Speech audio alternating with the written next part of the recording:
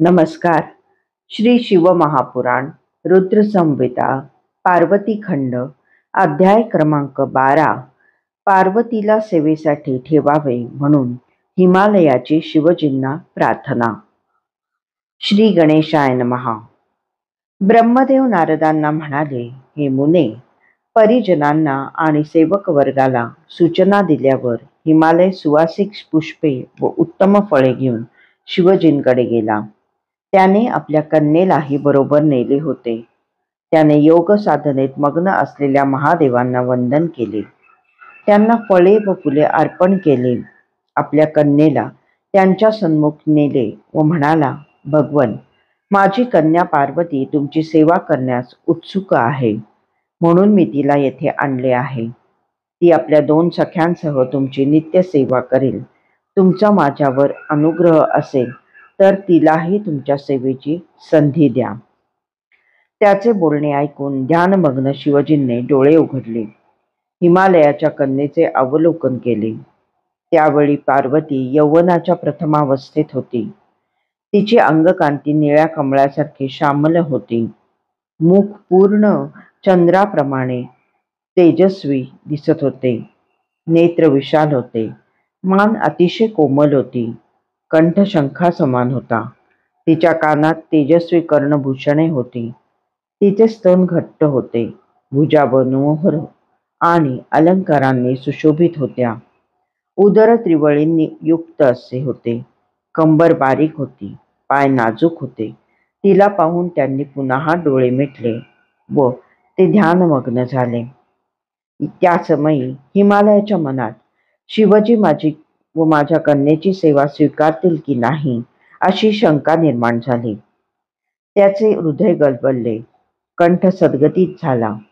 त्याने शिवचरणांना अनन्य भावे नमस्कार केला व काकुळतीने म्हणाला, करुणा कर महादेवा, माझ्यावर दया करा. या दासाकडे डोळे उघडून पहा. मी तुम्हाला शरण आलो आहे. तुम्ही सर्व संकटांचा परिहार करणारे आहात. मी तुम्हाला नमस्कार करतो.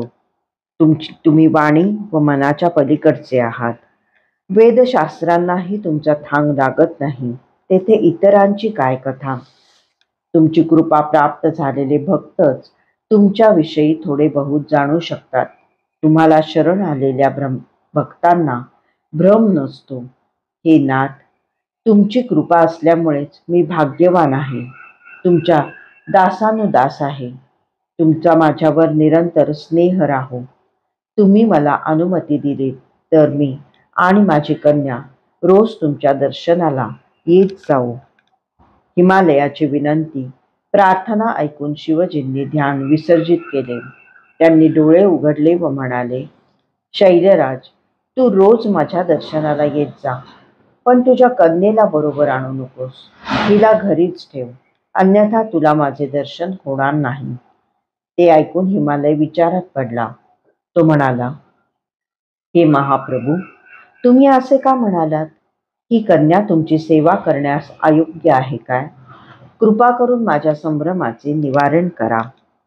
तेव्हा भगवान वृषभध्वज हसून म्हणाले, हिमाचला, तू समजतोस तसे काहीही नाही. आता मी काय सांगतो ते लक्षपूर्वक ऐक. ही तुझी कन्या परम लावण्यवती आणि समस्त शुभ लक्षणांनी संपन्न आहे.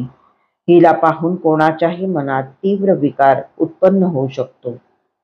म्हणून हिला माझ्यापाशी आणू नकोस असे मी म्हणालो. वेदवेत्ते विद्वान स्त्रीला माया रूपिणी समजतात. विशेषतः तरुण स्त्री तपस्व्यांसाठी विघ्नकारकच असते. स्त्रीच्या लोभाने आजपर्यंत कितीतरी साधक योगभ्रष्ट झालेले आहेत.